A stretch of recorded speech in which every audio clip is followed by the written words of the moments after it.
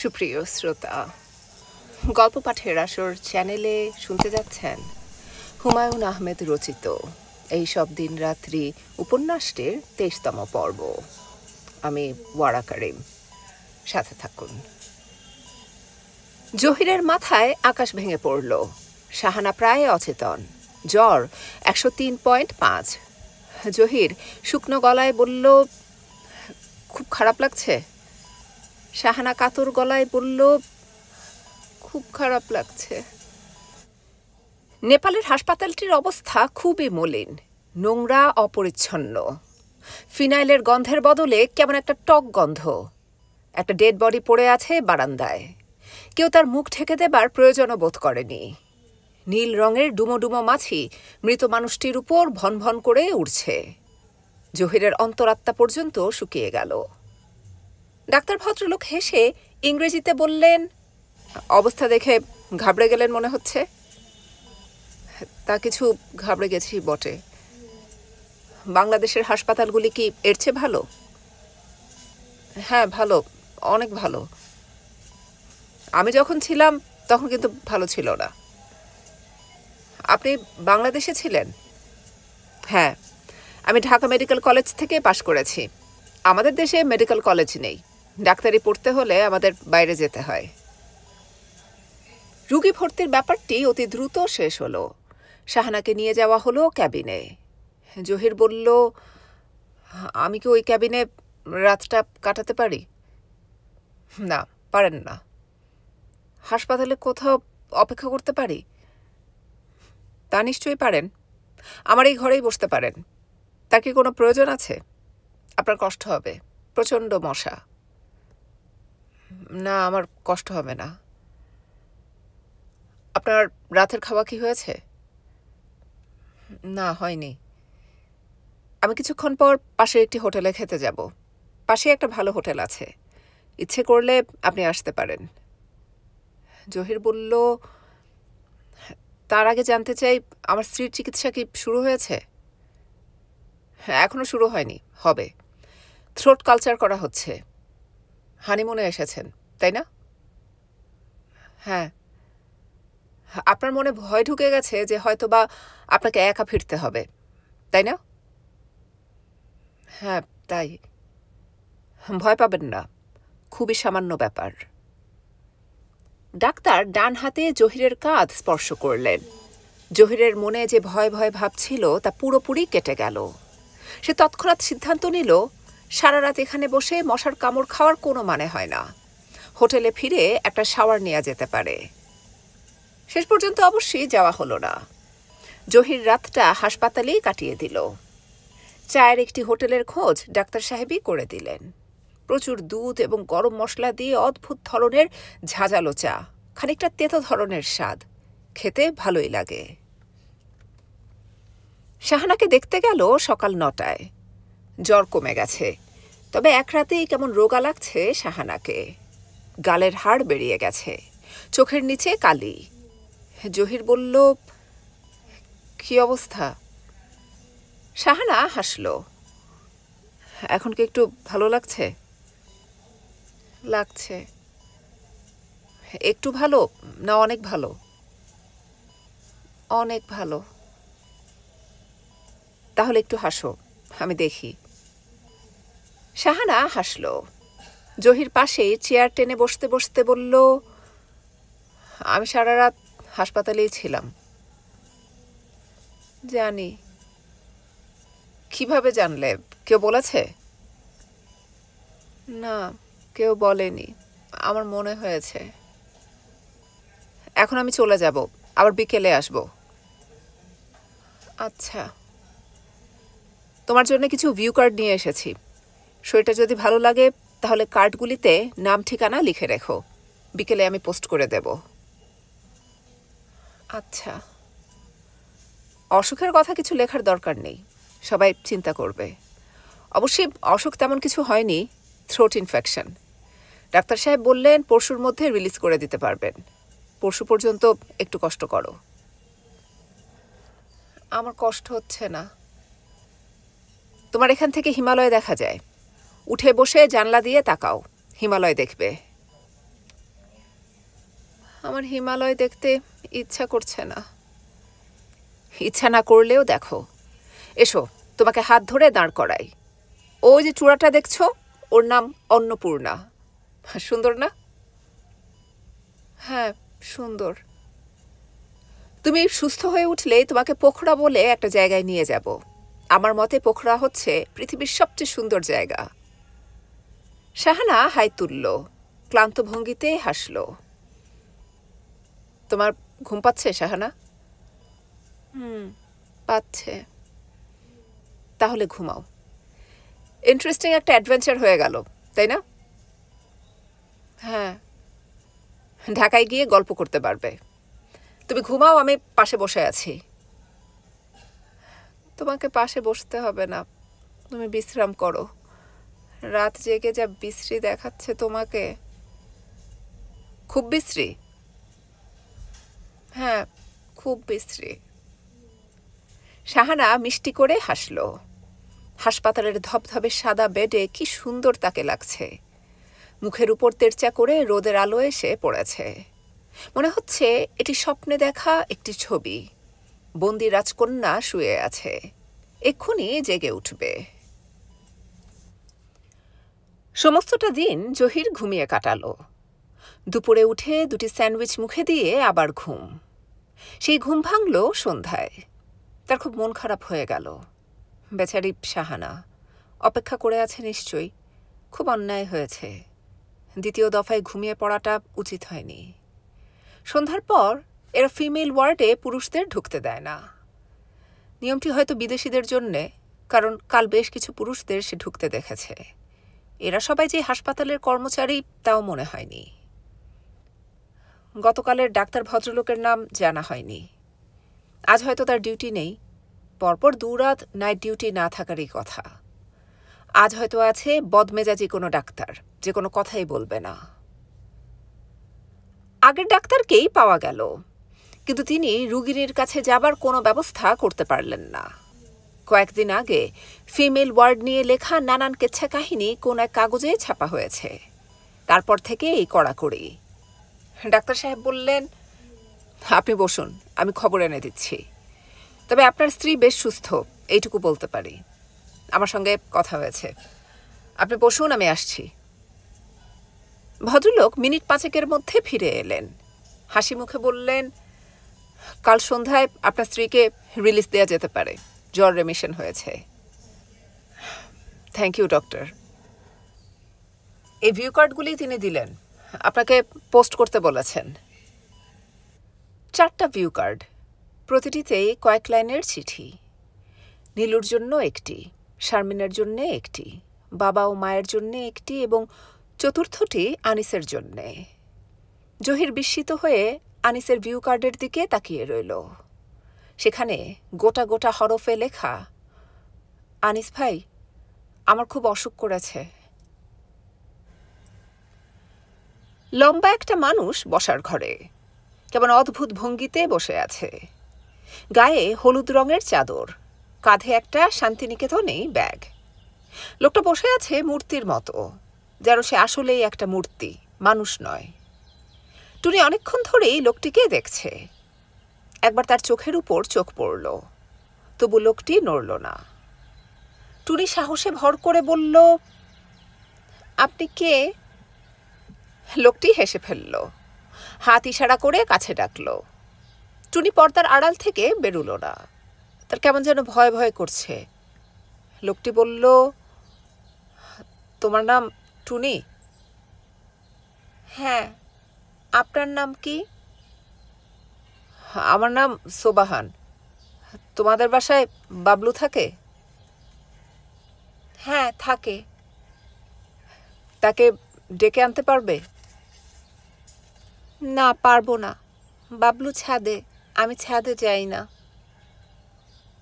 যাও না কেন? ছাদে কি ভূত আছে? আছে, দিনের বেলায় থাকে না, রাতে আসে। তাই নাকি? রাতের বেলা এরা ছাদে লাফালাফি করে। তুমি শুনেছ? ভেতর থেকে নীলু বলল, কার সঙ্গে কথা বলছিস রে? টুনি বলল, সোবাহানের সঙ্গে। এই কথায় লোকটি শব্দ করে হেসে উঠল। নীলু পর্দার ফাঁক দিয়ে বসার ঘরের দিকে তাকালো। তার চোখে মুখে বিস্ময়। সে কঠিন গলায় বলল, আপনি কি মনে করে? তোমাদের দেখতে এলাম। ভালো আছো নীলু? আমাদের দেখতে এসেছেন? হ্যাঁ। দুলা ভাই, আপনার অসীম দয়া, আমরা ধন্য হলাম। কেন ঠাট্টা করছো নীলু? ঠাট্টা? ঠাট্টা করব কেন? আপনার সঙ্গে ঠাট্টা করবার মতো সাহস কি আমার আছে? আপনি হচ্ছেন মহাপুরুষ ব্যক্তি। সাধারণ প্রেম ভালোবাসা আপনাকে আকর্ষণ করে না। আপনার ছেলে কোথায় আছে, কি করছে তা জানারও আপনার আগ্রহ নেই। আপনার মতো মহাপুরুষকে ঠাট্টা করব? বসো নীলু, আমার সামনে বসো। নীলু বসল না। তার রাগ সামলাবার চেষ্টা করতে লাগলো। সোবাহান বলল, একসঙ্গে অনেকগুলি কথা বলে মনে হয় হাঁপিয়ে গেছ। চা খাবেন? যদি দাও তাহলে খাবো। নীলু রান্নাঘরে আসতে আসতে দীর্ঘ নিঃশ্বাস ফেলল। এই লোকটির সঙ্গে রাগারাগি করা অর্থহীন। রান্নাঘরের সামনে রফিক দাঁড়িয়ে আছে। সে কৌতূহলী গলায় বলল, কার সঙ্গে কথা বলছিলে ভাবি? কারো সঙ্গে না। স্বগত ভাষণ? কিন্তু আমি যেন পুরুষের গলা শুনলাম। আমার বড় দুলা ভাই, বাবলু সাহেবের গ্রেট ফাদার? হ্যাঁ। আমি কি ওনার সঙ্গে কথা বলতে পারি? মনে হচ্ছে ইন্টারেস্টিং ক্যারেক্টার। এটা আবার কি ধরনের কথা রফিক? তোমার কথা বলতে ইচ্ছা করলে তুমি কথা বলবে। মেজাজ মনে হচ্ছে নট গুড। নীলু রান্নাঘরেই ঢুকল। শুধু চা দিতে ইচ্ছা করছে না, অথচ ঘরে কিচ্ছু নেই। বিস্কিটের টিনে আধখানা বিস্কিট, সেখানে পিঁপড়া ধরেছে। অথচ দুলাভাইকে শুধু চা দিতে ইচ্ছা করছে না। নীলু আনিসের খোঁজে দোতলায় গেল। আনিস নেই। বাবলু ছাদে একা একা কি যেন করছে, হাত পা নাড়ছে, নিজের মনে বিড়বিড় করছে। বাবলু? কি? কতবার বলেছি জি বলবে? একটা জিনিস কতবার বলতে হয়? যাও নিচে যাও, তোমার আব্বা এসেছে, এক্ষুনি নিচে যাও। এই শার্টটা বদলে একটা ভালো শার্ট পরে নাও। একটা মানুষ নেই যাকে পাঠিয়ে দোকান থেকে কিছু আনাবে। এতদিন পরে এসেছে মানুষটা, শুধু চা খাবে। নিজে গিয়ে নিয়ে এলে কেমন হয়? শফিক বাসায় নেই, হয়তো শফিককে বলা যেত। দুলাভাইয়ের সঙ্গে একটু আগেই খুব কড়া কড়া কথা সে বলেছে। মনটা এই জন্যেই বেশি খারাপ লাগছে। এই দুঃখী মানুষটিকে সে খুব পছন্দ করে। বসার ঘরে রফিক খুব জমিয়ে গল্প করছে। সোবাহান কিছু বলছে না, তবে তার মুখও হাসি হাসি। রফিক বলল, তারপর ভাই কিছু মনে করবেন না, একটা ব্যক্তিগত প্রশ্ন করি। আপনি করেন কি? কিছুই করি না। বলেন কি? কিছু না করলে আপনার চলে কি করে? আপনি কি সন্ন্যাসী? অবশ্যই সন্ন্যাসীরাও তো কিছু একটা করেন, ভিক্ষা করেন। আমি মানুষের হাত দেখে ভাগ্য বলি। ভাগ্য বলেন? হ্যাঁ। আপনি একজন পামিস্ট? জি। বিশ্বাস করেন এসব? জি না। বিশ্বাস না করেও তো আমরা অনেক কিছু করি। উদাহরণ দিন।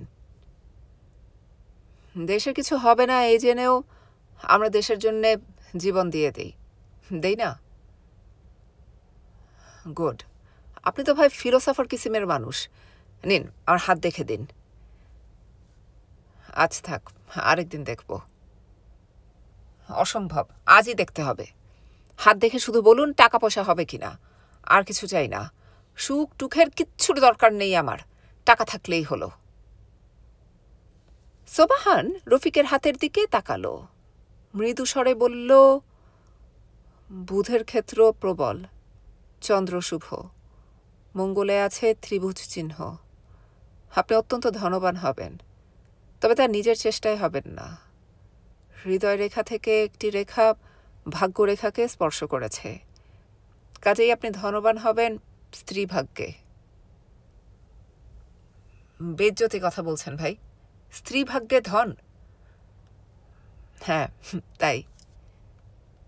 একটু আগে বললেন আপনি হাত দেখা বিশ্বাস করেন না, কিন্তু এখন এত জোরের সঙ্গে কথা বলছেন কিভাবে? জোর দিয়ে বলারই নিয়ম। যে হাত দেখাতে আসে সে এতে মনে করে এই লোক বড় জ্যোতিষী। তার মানে এটা হচ্ছে আপনার একটা ব্যবসায়িক চাল? হ্যাঁ তাই। তাহলে কি আমি ধরে নিতে পারি যে নিজের ভাগ্যেও আমি বড়লোক হতে পারি? না, পারবেন না। আপনার যা হবে স্ত্রী ভাগ্যে।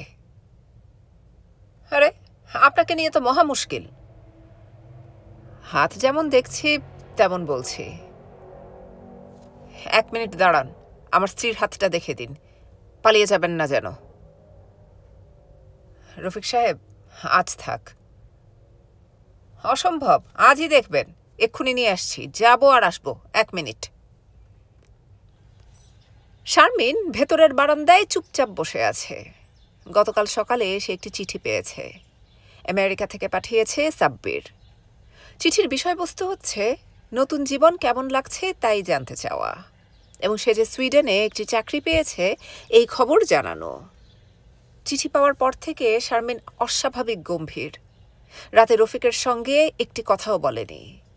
রফিক হাত ধরতেই ঝাঁকি দিয়ে হাত ছাড়িয়ে নিয়ে বলেছে, হাত ধরবে না। রফিক বিস্মিত হয়ে বলল, হাত ধরব না কেন? এই হাত কি আমেরিকায় বন্ধক? কি কুৎসিত কথা! এর জবাব দিতে ইচ্ছা করেনি। আজ বারান্দায় একা একা বসে তার রীতিমতো কান্না পাচ্ছে। কাঁদতে পারলে মন হালকা হতো, কিন্তু বাড়িটা এত ছোট যে কাঁদবার জন্যে গোপন জায়গাও নেই। এই যে শারমিন, এখানে বসে আছো, আসো আমার সঙ্গে। কোথায় যাব? এক গ্রেট পামিস্ট এসেছে, ভূত ভবিষ্যৎ বর্তমান সব ফড়ফড় করে বলে দেয়। তাকে হাত দেখাবে। আমাকে বিরক্ত করবে না, একা থাকতে দাও। সে কি, তুমি তোমার ভবিষ্যৎ জানতে চাও না? না। জানতে চাও না যে স্বামীর সঙ্গে জীবন কেমন কাটবে? কেমন কাটবে তা পরিষ্কার বুঝতে পারছি, তার জন্যে জ্যোতিষীকে হাত দেখাতে হবে না। তোমার হয়েছে কি বলো তো? কিছুই হয়নি। এটা তো সত্যি বললে না। কিছু একটা নিশ্চয়ই হয়েছে। আমেরিকার চিঠি আসার পর থেকে মেজাজ 49। শারমিন কড়া গলায় বলল, কি হয়েছে সত্যি জানতে চাও? হ্যাঁ চাই। তাহলে এসো আমার সঙ্গে, ঘরে এসো, এখানে বলবো না। কি এমন কথা যে মন্দিরের ভেতরে গিয়ে বলতে হবে? আচ্ছা চলো যাই। শারমিন দরজা ভেজিয়ে দিয়ে কঠিন গলায় বলল, বসো এখানে। রফিক বসল। তার বেশ মজা লাগছে। শারমিনের প্রচণ্ড রাগের কারণ সে ধরতে পারছে না। রাগে শারমিনের মুখ লাল হয়ে আছে, মনে হচ্ছে এক্ষুনি কেঁদে ফেলবে। তুমি আমেরিকার চিঠিটা গতকাল আমাকে দিয়েছ? হ্যাঁ, কিন্তু তার আগে খাম খুলে তুমি চিঠি পড়েছ। মুখ বন্ধ খামই তো তোমাকে দিয়েছি। তা দিয়েছ, কিন্তু খাম খুলে চিঠি পড়ে তারপর আবার মুখ বন্ধ করেছ। এরকম সন্দেহ আবার কারণ? কারণ খামের মুখ ভাত দিয়ে বন্ধ করা ছিল। আমেরিকা থেকে কেউ ভাত দিয়ে মুখ বন্ধ করে খাম পাঠায় না। রফিক চুপ করে রইল। কথা সত্যি। আমার চিঠি তুমি কেন পড়লে? হাজব্যান্ড তার স্ত্রীর চিঠি পড়তে পারবে না? নিশ্চয়ই পারবে, কিন্তু চুরি করে না। আমার ভুল হয়েছে, এরকম আর হবে না। শারমিন ফুলে ফুলে কাঁদতে লাগল। শোকের এমন তীব্র প্রকাশ রফিক আগে দেখেনি। তার লজ্জার সীমা রইল না। সে নরম স্বরে বলল, শোনো শারমিন, এই যে তাকাও আমার দিকে। প্লিজ আমার সঙ্গে কথা বলবে না? কথা না বলে আমি থাকতে পারি না। শারমিন জবাব না দিয়ে উঠে চলে গেল। বাবলুকে কোথাও পাওয়া গেল না। ছাদে ছিল, এখন নেই। আশেপাশের কোনো বাড়িতেও নেই। টুনি খুঁজে এসেছে। সোবাহান বলল, থাক, বাদ দাও, আর একদিন না হয় আসবো। নীলু বলল, ঢাকাতেই থাকেন তো? হ্যাঁ। তাহলে না হয় ছেলের জন্যে আরেকবার কষ্ট করে আসুন, দেখে যান সে কেমন আছে। সে ভালোই আছে, ওকে নিয়ে আমি ভাবি না। কাউকে নিয়েই ভাবেন না, এটা কোনো গুণ না দুলাভাই। সোবাহান তার ঝুলির ভেতর থেকে প্লাস্টিকের সস্তা ধরনের একটা খেলনা বের করে এগিয়ে দিল টুনির দিকে। নীলু বলল, টুনিকে দিতে হবে না দুলাভাই, বাবলুর জন্য এনেছেন, রেখে দিন, বাবলুকেই দেবেন। সোবাহান হেসে ফেলল। হাসতে হাসতেই বলল, এখানে তুমি একটা ভুল করলে নীলু, এটা আমি টুনির জন্য এনেছি। দেখো, এটা একটা পুতুল, মেয়েরাই পুতুল খেলে। বাবলুর জন্যে আমি একটা পিস্তল এনেছি, নাও এটা, ওকে দিও। নীলু বেশ লজ্জা পেল।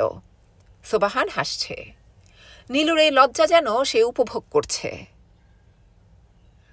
যাই নীলু, আমার কথায় কিছু মনে করবেন না দুলাভাই। যাদের আমি পছন্দ করি তাদের খুব কড়া কথাও আমার ভালো লাগে। সোবাহান রাস্তায় নেমে গেল। নীলু অনেকক্ষণ বারান্দায় দাঁড়িয়ে রইল। তার খুব খারাপ লাগছে। শুধু শুধু এতগুলি কঠিন কথা বলা হলো। সে কিছুতেই নিজেকে ক্ষমা করতে পারছে না। ভেতর থেকে মনোয়ারা ডাকছেন, বৌমা, ও বৌমা। কোন বৌমাকে ডাকছেন কে জানে। দুই ছেলের বউকেই তিনি বৌমা ডাকেন, বড় বৌমা বা ছোট বৌমা নয়। কিন্তু একজনের জায়গায় অন্যজন গেলে রেগে আগুন হন। বিরক্ত গলায় বলেন, তোমাকে তো ডাকিনি বৌমা, তুমি এসেছ কেন? এখন তিনি কাকে ডাকছেন কে জানে। নীলু ক্লান্ত পায়ে ভেতরে ঢুকল। মনোয়ারা বিছানায় শুয়ে আছেন। তার মুখ থমথম করছে। আমাকে ডেকেছেন মা? হ্যাঁ। কে এসেছিল? আমার বড় দুলাভাই, বাবলুর বাবা। আমাকে ডাকলে না কেন? আমার সঙ্গে পরিচয় করিয়ে দিলে না যে? নাকি আমাকে তোমরা মানুষ বলে মনে করো না? আপনি শুয়েছিলেন তাই। শুয়েছিলাম, মরে তো যাইনি। নাকি তোমার ধারণা মরে গিয়েছি? ছি মা, কি বলছেন এসব? আত্মীয় স্বজন এলে দেখা সাক্ষাতের একটা ব্যাপার আছে। তা তো আছেই। ঠিক আছে, তুমি যাও। বেশি দিন বেঁচে থাকার এইটাই সমস্যা। কেউ মানুষ মনে করে না, মনে করে ঘরের আসবাবপত্র। ছি ছি ছি ছি ছি ছি। দাঁড়িয়ে আছো কেন? যাও। মনোয়ারা রাগ করে রাতের বেলা ভাত খেলেন না। রফিকের আজ হঠাৎ করে ৩০০ টাকার দরকার হয়ে পড়েছে। বায়োডেটা দিয়ে চাকরির দরখাস্ত করবে জাপানের এক ফার্মে। দরখাস্তের সঙ্গে ওদের $10 পাঠাতে হবে। $10 কেনার জন্যে টাকাটা দরকার। ব্যাপারটা হয়তো পুরোপুরি ভাঁওতা, তবে কোম্পানিটা বিদেশি। বিদেশিরা এত চামার নাও হতে পারে, হয়তো সত্যি সত্যিই কিছু হবে। মুশকিল হচ্ছে ৩০০ টাকার জোগাড় এখনো হয়নি। নীলুর কাছে চেয়েছিল, নীলুও দিতে পারেনি। ৫০ টাকার একটা নোট বাড়িয়ে দিয়ে বলেছে, বেতন পেলে বাকিটা নিও। টাকা আমার কাছে কিছু ছিল, বাবা নিয়ে নিয়েছেন। রফিক বিরক্ত হয়ে বলেছে, বাবার আবার টাকার কি দরকার? তোমার টাকার দরকার থাকলে তারও থাকতে পারে। তার তো পেনশনই আছে। পেনশনের টাকার সবটা তো মাকে দিয়ে দিতে হয়। রফিক রীতিমতো চিন্তায় পড়ে গেল। শারমিনের কাছে হয়তো কিছু টাকা আছে, কিন্তু এখন চাওয়া যাবে না। কথাবার্তা পুরোপুরি বন্ধ। সামান্য এক চিঠি নিয়ে এই কাণ্ড। কতদিন এরকম চলবে কে জানে। রফিকের মাঝে মাঝে মনে হয় এরকম আবেগপ্রবণ একটি মেয়েকে বিয়ে করে সে বোধহয় ভুল করেছে। তার জন্যে দরকার ছিল হাসি খুশি ধরনের একটি মেয়ে যে খুব রাগ করবে আবার পর মুহূর্তেই সব কিছু ভুলে হেসে ফেলবে। রাত 1টার সময় ছাদে উঠে বৃষ্টিতে ভিজতে যার আপত্তি থাকবে না। কিন্তু শারমিন মোটেই সেরকম নয়। রফিক শেষ পর্যন্ত ঠিক করল শফিকের অফিসেই যাবে। ভাইয়ার অফিসে গিয়ে টাকা চাওয়ার একটা সুবিধা আছে। ভাইয়া কখনো না বলবে না। সঙ্গে টাকা না থাকলে বলবে ঘণ্টাখানেক পরে আয়। এই 1 ঘণ্টার মধ্যে কোনো না কোনোভাবে সে ম্যানেজ করবেই। রফিকের জন্যে বড় রকমের বিস্ময় অপেক্ষা করছিল। শফিক অফিসে নেই। যে ঘরটায় বসত সে ঘরে অপরিচিত এক ভদ্রলোক বসে আছেন। তিনি বিরক্ত মুখে বললেন, কাকে চান? শফিক সাহেবকে। এখানে বসতেন। তার সঙ্গে আপনার কি দরকার? উনি আমার বড় ভাই। ও আচ্ছা, আসুন আসুন, বসুন। ভদ্রলোক অতিরিক্ত রকমের ব্যস্ত হয়ে পড়লেন। সরু গলায় বললেন, আপনার ভাইয়ের সঙ্গে আপনার যোগাযোগ নেই? যোগাযোগ থাকবে না কেন? আমরা তো একসঙ্গেই থাকি। ও আচ্ছা। ভদ্রলোক খুবই অবাক হলেন। তারপর যা বললেন তা শুনে রফিকের মাথা ঘুরতে লাগলো। কি সর্বনাশের কথা! শুনেও বিশ্বাস হতে চায় না। ভাইয়াকে সাসপেন্ড করা হয়েছে? জি। তিনি অফিসে আসেন না? জি না। আপনারা এই সম্পর্কে কিছুই জানেন না? জি না, এই প্রথম জানলাম। ভাইয়া খুব চাপা স্বভাবের মানুষ। আমার বোধহয় এটা আপনাকে বলা ঠিক হলো না। অফিসের আমরা সবাই ব্যাপারটায় খুব আপসেট। ওনার বিরুদ্ধে অভিযোগটা কি? বেশ কিছু অভিযোগ আছে। আমার বিশ্বাস করতে অসুবিধা হচ্ছে। কোনো রকম অন্যায় করার ক্ষমতা ভাইয়ার নেই। নিশ্চয়ই কোথাও কোনো ভুল হচ্ছে। তা তো হচ্ছেই। অভিযুক্ত হবার জন্যে সবসময় কিন্তু অন্যায় করতে হয় না। হ্যাঁ, নিন, সিগারেট নিন। চা খাবেন? জি না, চা সিগারেট কিছুই খাবো না। আপনাকে অসংখ্য ধন্যবাদ। ঠান্ডা 1 গ্লাস পানি খাওয়াতে পারেন? নিশ্চয়ই পারি। ভদ্রলোক কোল্ড ড্রিঙ্ক আনালেন। রফিক দীর্ঘ সময় ভদ্রলোকের সামনে বসে রইল। উঠে যাবার মতো শক্তিও তার নেই। এই বিশাল সমস্যার কি সমাধান হবে? সে সেখান থেকে সরাসরি নীলুর অফিসে চলে গেল। নীলু কি একটা ফাইল নিয়ে খুব ব্যস্ত। চোখে চশমা। এই চশমা সে বাসায় পড়ে না, অফিসে এলে চোখে দেয়। তখন তাকে একেবারে অন্যরকম লাগে। নীলু হাসি মুখে বলল, কি খবর রফিক? কোনো খবর নেই ভাবি। আমি যখনই আসি দেখি তুমি ব্যস্ত। একটা দিন দেখলাম না তুমি কলিগদের নিয়ে জমিয়ে গল্প করছো। কি করব?